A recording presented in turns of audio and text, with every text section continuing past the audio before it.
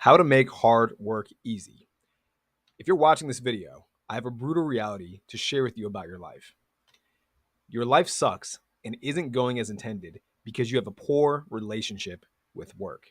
And in this video, I'm going to explain exactly what I mean by this. I'm going to explain how to have a better relationship with work, and I'm going to explain the exact step by step process that I use to have a better relationship with work and get far more done than most people. First, I want to explain this. Years ago, after being kicked out of college, I found myself constantly studying at the library right off campus. And for anyone that went to Penn State, which is the college I went to, you might be familiar with this. Maybe you're not familiar with this. There's a library right off campus called Slow Library. I have no idea how to actually pronounce it. But when I got kicked out, I couldn't go to the library and take out books. I can still go to the library technically, but I couldn't take out books. So I would always go to the whatever library so I can take out books. And then in between my work shifts and whenever I had free time, I could still read and learn more things. Now, at this time, I was fat, broke, depressed, hopelessly single, and desperate for answers out of my situation. Like, I literally got a letter in the mail when I was on campus in my dorm, and it pretty much politely said, "Hey, you suck, you're broke, you can't afford to be in college anymore, you got to go, you can't live here." And it was such a just crazy time in my life because there was already so much going on. I was already upset about being overweight. I was super upset from just not being able to like attract women. I know that might sound silly if you're an adult listening to this, but when you're in college, especially when you're in a college like Penn State, which is like one of the top party schools, and you see all these couples and all these people hanging out, getting girls, whatever, it makes you being single so much worse. So it's a combination of me not having any money, me just like being single, me not getting good grades, not because I wasn't smart enough to get good grades, but I just didn't feel the need to study because I was so upset about everything else that was going on. Then on top of that, I get this letter that says, "Hey, don't come back to school." So it just kind of hit me like crazy, like smack in the face. So I was looking for answers to get out of my situation, and I had no one to turn to. I had no one around me that could give me good advice. And so eventually I went to the library, started reading books, and while at the library, I came across an interesting statistic. I learned that 85% of people hate their jobs. And this blew my mind, to be honest. The thought had never really occurred to me that so many people hate their jobs. And the more I thought about it, the more fascinated by this statistic I became. Because when you really sit there and think about it, most of your life is work. So if you dislike your work, you pretty much dislike your life, or you at least dislike the majority of your life, pretty much all of your life at that point. So most of your life is about work. I would argue about 75% of life is just you going to work, you doing things. If you dislike your job or work, you essentially hate your life. And it's funny because throughout the years, I've kind of found my own strategies to like work more. Like nowadays, I'm more of a workaholic. It's kind of like the opposite. Like you have to pull me away from work, which I think is a good problem to have. And I'm going to share with you in this video, like I said, kind of my framework to making yourself like work more. And real quick, if you're curious about why that's important, if most of your life is work, you want to have a good relationship with the work you do. Not only will it help you make more money, not only will it help you just get further ahead in life, it'll just make you a happier individual in general. Does that make sense? And I remember one time talking to a friend and I told him, I wake up and I like my job. I like what I do. I like work, even if it doesn't make me much money. And at that time, I was trying to start a new business and it wasn't making me much money, but it was still enjoyable. Like I liked doing it. I liked the challenge of it. My buddy said to me, he was like, "You're crazy. You're not supposed to like your job." And again, like that thought kind of stunned me. It's like so many people just dislike their jobs so much that this is the norm. People wake up depressed, they go to work, and this is what they just accept it. They just accept the idea that work in their mind isn't supposed to be fun. And I'm going to say this right now. I 1000% disagree with that concept. I do believe that work can be fun. I don't see any reason to believe that whatever job you do or whatever work you have to do is negative and should be unlikable. I don't agree with that mindset. So I've kind of learned certain tactics, certain techniques to wake up every morning motivated to work. And I'm going to share my insights and tactics with you in this video. And I kind of have like a little article. You can't see the full article because I didn't really crop very well, but pretty much the article is about most millennial young people hate their jobs. And I think they kind of calculated at least like 60% of people, millennials at least, dislike their jobs. I'm sure it's significantly more than that. I'm sure that 60% admitted that they don't like their jobs, but there's definitely more people that just don't want to talk about it, that still deep down dislike their jobs, or they kind of tolerate it, but they don't like it. Again, if that's the position you're in, I think that's less than ideal. I think you want to enjoy as much of your life as possible, which means that you need to find a way to like your job. You need to find a way to like the work that you do, essentially every day. So, before I get into the tactics on how you can like your job, like your work more, I think it's important to kind of dissect why you hate work in the first place.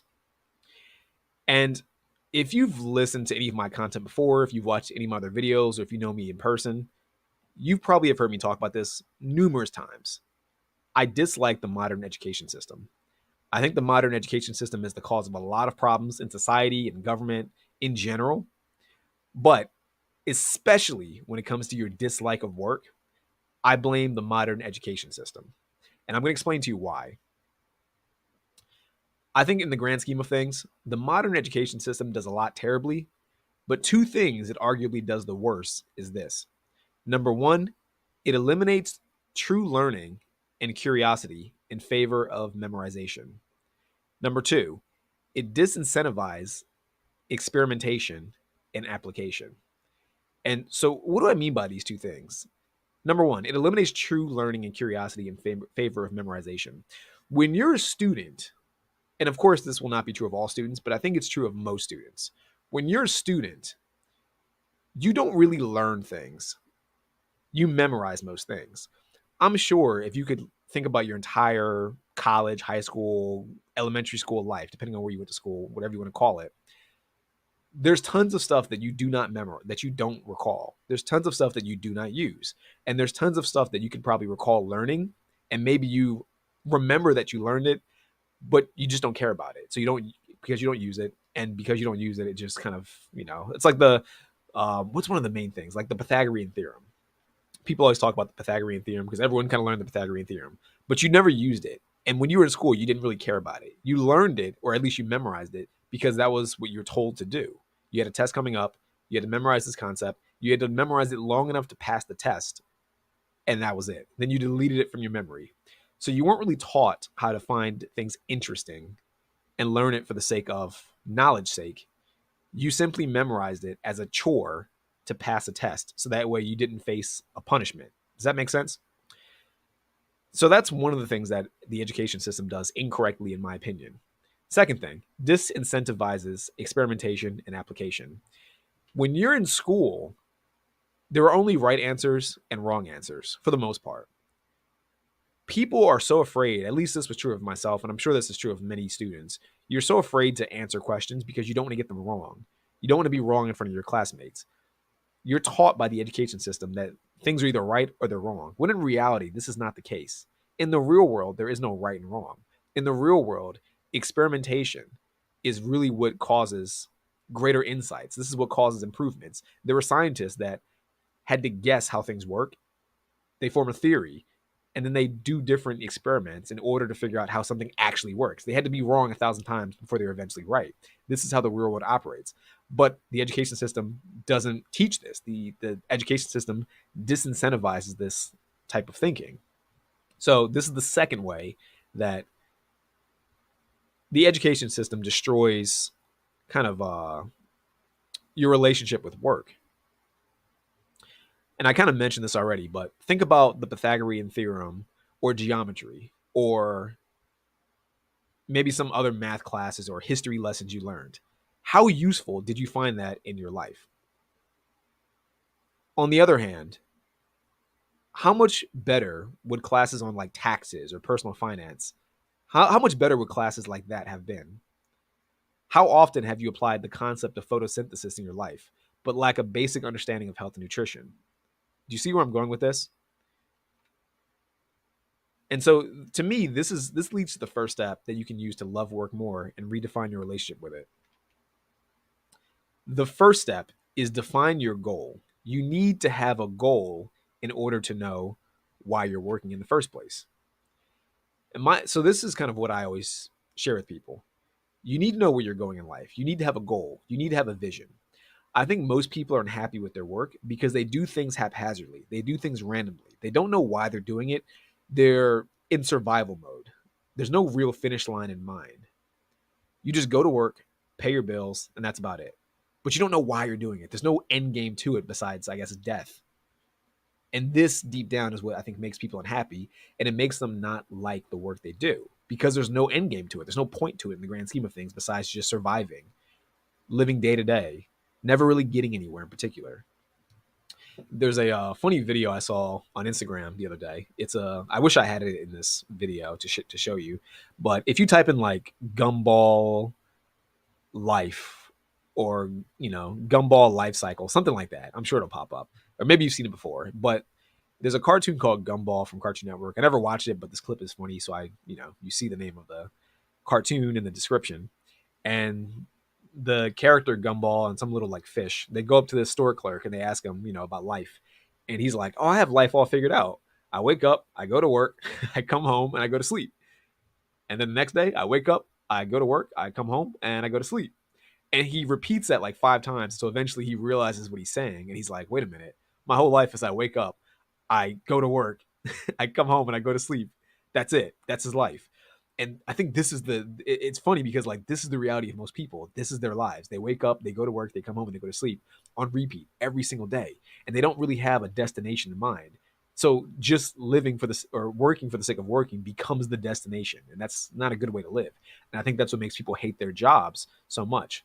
They're just doing it for the sake of doing it, but there's no real purpose to it. Now, I remember back when I was in college, you may have seen me talk about this in other podcasts I've been on or other videos I've done, but I went to Penn State and I got into Penn State with an engineering scholarship, all expenses paid engineering scholarship. I was going to do biomedical engineering. And my sophomore year, when we had to declare our major, I decided to drop my engineering major. And of course, by extension, drop the scholarship. Now, at the time, I hadn't really thought that through. I didn't really consider that they would drop the scholarship. I didn't realize that the scholarship was contingent on me being an engineering major. But I dropped the scholarship because I dropped engineering. And I ended up being first. I think afterwards I was like psychology. Then I switched to criminology. I switched a couple times. I was like journalism for a little bit. Doesn't really matter. But because I dropped my scholarship, because I switched from engineering to a different major, I got kicked out. That was what caused me to get kicked out because I couldn't afford the tuition. And I ended up working at a bunch of different jobs, but one of the jobs I worked at the longest was this gas station called Snappy's. And this led to a long period of what I call just struggling. It was just a struggle. Like, even in hindsight, when I look back at my life, had I gone the engineering route, a lot of boxes would have been checked off. And my life, I think, would have been easier in the grand scheme of things as far as just like the general challenge of life. But I also think that because I wouldn't have had that dark period, because wouldn't have had that challenge, that me having to get kicked out and live in the real world for a bit, forced because that was forced upon me, I would have missed out had I taken the engineering route, had I taken the scholarship. Does that make sense? So me going the engineering route would have been me just accepting what others told me was best for me. Because in reality, the engineering route was what society told me. It's what my parents told me. This is what other people wanted me to do. Me not being an engineer and kind of going my own route, my own path, this is what I wanted for myself. And this gave me purpose in life. This gave me a long-term vision. And through all of the struggles that I had, I was forced to kind of course correct. I was forced to adapt, and I was forced to grow. And in hindsight, like at the time it sucked because you're going through it, but in hindsight it was like the best thing that could have happened for me.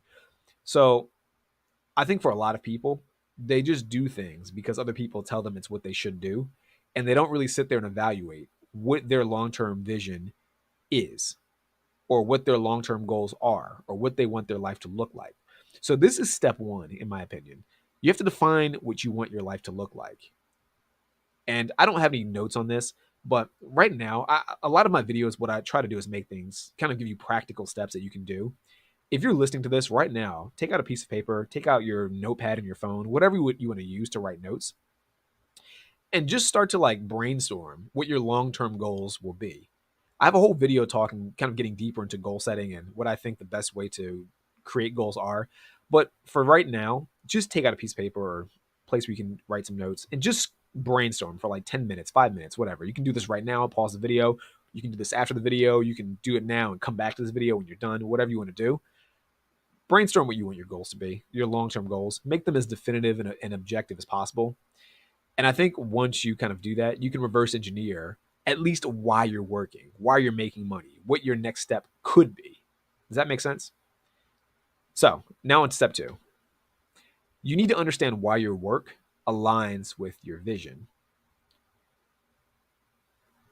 My thought process is that if the work you do leads to the vision being fulfilled, you'll find yourself motivated to do it. It's kind of like a kid grinding in a game like Minecraft or World of Warcraft or like Call of Duty. Like you're playing and you're doing very repetitive activities over and over and over again, but you find joy in doing it because there's a long-term goal or vision to achieve. Like if you're, I've never played World of Warcraft, but I imagine you grind and you fight like little weak creatures over and over again to increase the level of your character. And you do this because you realize in your mind that the higher the level of your character, the easier it is to defeat certain bosses, which is a goal. Defeating a boss or defeating a dungeon, whatever, is a goal. Again, I don't play World of Warcraft, so I don't know exactly, but this is kind of the thought process I have. I'm sure that's more or less the gist of it. But like even like Minecraft, when I was in college, I was in love with Minecraft. I still like Minecraft. I just don't play video games as much, but I loved Minecraft. And Minecraft is one of those games that you can play forever because there's always something to do. There's always something new that comes to mind that you want to build. There's always some new update or some new feature they add that keeps you hooked in the game. There's always some like new arrangement of blocks that you can create to make something new. So you need to have a long-term vision in mind to keep you motivated in the work you're doing. Same with like Call of Duty. I remember when I was in high school, I think Call of Duty like Modern Warfare was out. One of those, Modern Warfare or like Black Ops, one of those games. And every kid talked about prestige. That was like all they wanted. Oh, I got this prestige. I don't even really know what prestige is. I played Call of Duty, but I wasn't like a super big into it. So I don't even remember like what prestige is. But from what I can like recall and from what I gather, it's just status. That's really what it is.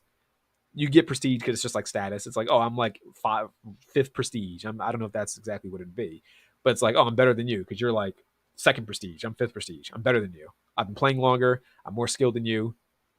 What up? um, but it doesn't matter. It's a it's a long term goal that people are striving for, and that's why they do it. So you need to find, I think, kind of a way to make the work you're doing lead to something substantial in the future. If you've ever seen like Pumping Iron, there's a documentary called Pumping Iron with Arnold Schwarzenegger. If you haven't watched it, I highly recommend it. It's very motivational. Even if you don't like to work out, I think it's pretty motivational. I think the stuff Arnold says in that documentary is inspiring and just it can apply to any aspect of life. But one of the things he says in the documentary is that when him and his bodybuilder friends are working out, a lot of them have like angry faces, or when they, through the whole process of working out, they look unhappy. And he says that people would come up to him and say, "You look so happy compared to other bodybuilders. Why do you look so happy? Why are you always smiling?" And his reply is that he understood that with every rep he did, it brought him one step closer to becoming Mr. Olympia. When he worked, he always had the actual end game in mind. He would act as another, I think, in his book Total Recall, I read that recently a few months ago. He tells a story about he was doing shoots for Conan the Barbarian, and as he's doing these shoots, he's like getting hurt. He's cutting himself. His like legs are bleeding because he has to keep doing the same scene over and over again. And the director, I think, realized that he was getting hurt, and he says to him, "We want to do the scene like at least one or two more times. We want to get this angle. Are you good to do it? Because we can see that you're all like bloody and beat up and like bruised and you're tired." And Arnold's like, "Yeah, do it as many times as it takes, because I'm more concerned about the finished product than the pain I feel right now." So again, For him, acting, for him, going through the pain period is what he called it. It was pleasurable for him because he had the long-term vision in mind. He knew why the pain was worthwhile. Hopefully this all makes sense to you. And this kind of leads me to step 3. You need to condition yourself to associate work with pleasure. I think you need to start rewarding yourself for accomplishing steps toward your bigger vision. So for example, if you're working hard to buy a car, my personal philosophy is that you should treat yourself every week when you hit certain benchmarks. And my thought process is that you should do this because your brain will eventually associate the work you do with the pleasure of the reward. So in my personal life, I actually just kind of did this today. I've been trying to hammer my marketing so much more. That's why I'm making videos like this. I do postcards. There's a vlog coming out soon. It might be out by now by the time you're watching this video, I don't know. But there's a vlog where I talk about sending out more postcards, trying to do different tactics to get more clients and customers and grow the business. And so I've been hitting that hard for the past like month or two. And I kind of rewarded myself today by buying some t-shirts. It's a basic reward. It's like 3 t-shirts, cost me like $25, $30, but it's a reward nonetheless. And it's something I want. And so I associate the reward like, oh, if I do a lot of work on my business, I don't feel guilty about rewarding myself. And in the long term, it kind of creates this positive feedback loop. And I'll talk more about that in just a second. But the main thing you have to keep in mind is you got to make the reward worthwhile. So years ago, I was building this company called Affinity with a business partner. And during the weekdays, I stopped playing video games like altogether. And pretty much I would limit myself to just weekends every once in a while. I didn't even do it consistently, but it was weekends every once in a while. And in the grand scheme of things, I kind of realized that me not playing video games didn't really make me more productive because, if you're tired and it's late at night, you can always substitute video games with like watching YouTube or just doing something else that doesn't contribute to your goals. So I kind of made a new rule for myself. And I kind of said to myself, as long as I sent 500 cold emails, because that was our main way of getting clients was through cold emails. If I sent 500 cold emails in a single week, then I would reward myself with some time set aside to play video games or just relax. So it kind of removed the guilt from me relaxing, but the removal of guilt came at the other side of me working very hard to achieve a goal. And so in a weird way, it kind of like I began to associate the pleasure of playing the video game or video games with the work of sending the cold emails. And by the way, I hate sending cold emails, but it made sending cold emails less unlikable, if that makes sense. Because I knew that at the end of those 500 emails was time to play video games. So you got to associate a reward with the work. And then over time, once you start doing this, the work stops feeling like work. You just kind of get used to it. It becomes a habit. It gets easier over time.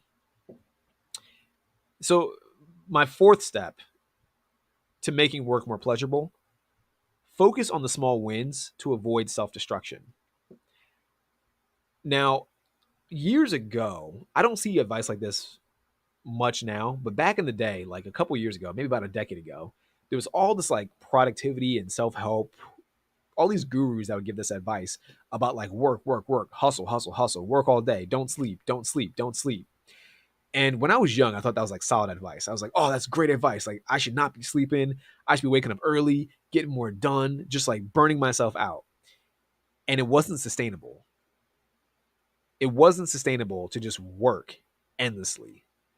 It sounds like a good idea on paper to just work, grind, do more than everybody else. But then you realize in the long term that you can work like that for about a month, 2 months, 3 months, maybe 4 months, but then you burn out. And then you burn out for like a month straight. And then, that 6 month comes around or the next month comes around and you try to force yourself to work, but the work, it's like sloppy. It's not high quality. You don't really get good results. And then you push yourself too far and then eventually you quit. And maybe you quit for like a few months. Maybe you quit for a year. Maybe you quit for a few years. Or maybe you just quit altogether and never go back to the goals that you had in mind. The reason is because you're pushing yourself too hard on the front end and you're not giving yourself a reward. This is a side note. I have other videos on like things like burnout, how to avoid procrastination. But I just want to bring this up because we're kind of on this topic. My personal perspective on burnout, people think burnout comes from just working too much. I think burnout comes from working too much while not getting any objective results. So I think the results part is the key. You need to get results for the work you're doing. If you're just working, say for example, you're starting a business or you're trying to get a promotion in your job, if you're just working and you don't get the results, if you don't get the promotion, or if you don't get any money for your business, or if you don't get any leads, say for example, you're going to get burnt out because you're not reaping any reward for your efforts. You don't see any rewards. And one thing I've kind of learned over the years is that your brain does not really understand what a win or a loss is based on the activity alone. Like winning and losing is subjective. You define what winning and losing is. Your perception defines a win or a loss.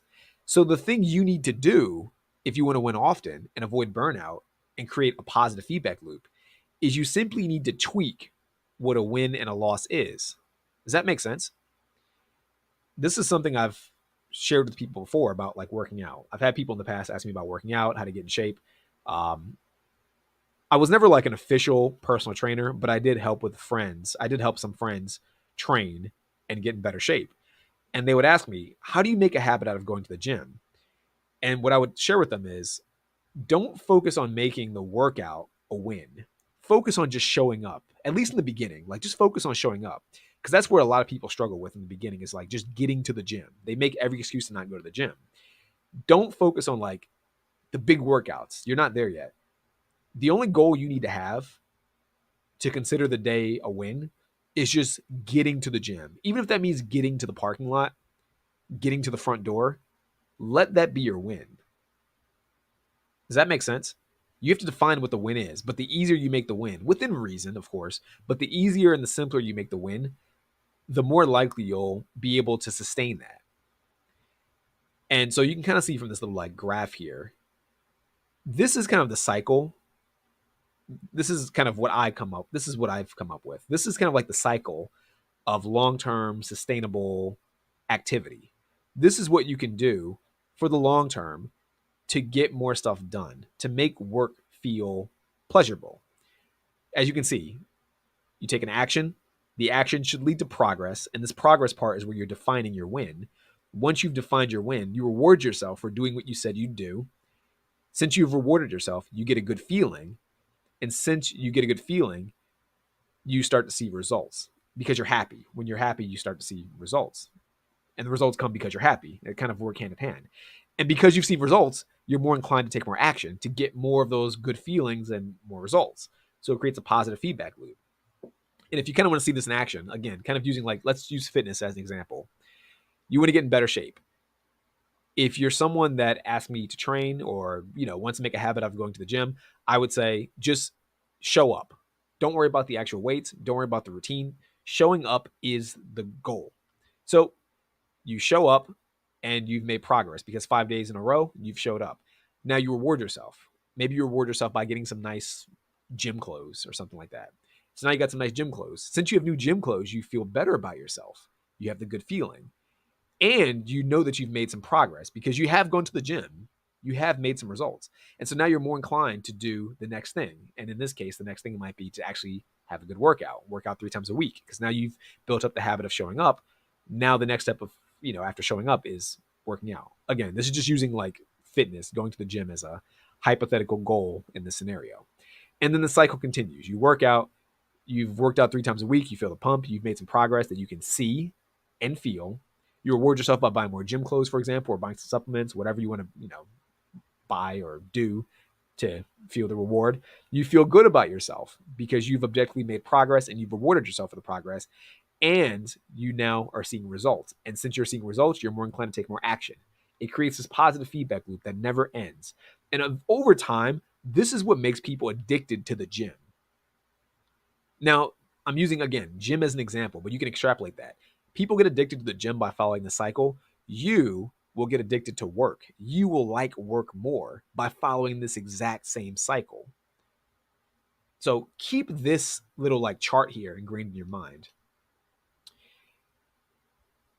What I recommend people do, break down your goals into small tasks and concentrate on knocking out those small goals and focusing on the wins. Don't overcomplicate this. People overcomplicate their goals, and this is why most people fail their goals. They try to go from 0 to 100. Don't do that. Go from 0 to 1.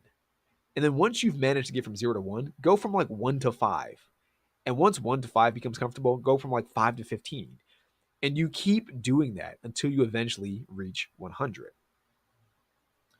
This makes it easier to get a win, and it allows you to build long-term momentum. So this is kind of my 4-step process. I think this last step right here is especially key to remember. Take action, make progress that you can measure, reward yourself for the progress that you can measure. You feel good about the reward, and you begin to see results. And as you begin to see results, because you're actually making progress, you take more action, and you keep doing this until you get the goal finished. And then over time, as you do this, you start to associate pleasure with work. You start to associate pleasure with taking action. You associate pleasure with getting shit done.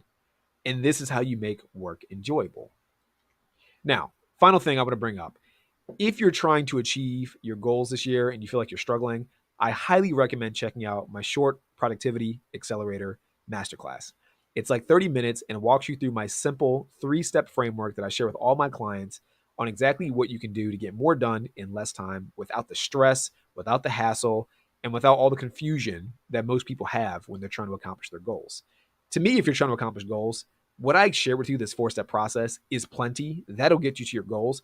But if you want that extra boost on like how to really dial in your day and like really be productive every single day, guaranteed, this video will show you exactly how to do this. So if you're interested in that, there's a link in the description below. I think it's the first link. It'll take you straight to this video. It's free, by the way. You don't have to put in your email. There's no money involved. It's 100% free. 30-minute video. You can watch it. It's excellent, but I'm biased. But highly recommend it. If you want to level up this year, watch the video. Watch the Productivity Accelerator Masterclass. And by the way, if you like this video, please like it. Please let me know what your biggest takeaway is from the video in the comments below. I'm always curious to hear your feedback. If you have any questions, of course, leave that below too, and I'll be sure to answer that. And then one last thing, share this video with someone else that you know is struggling with their goals. Share this video with someone that you know is slacking in 2024 and beyond. And beyond that, I hope to see you in the next video. Peace out.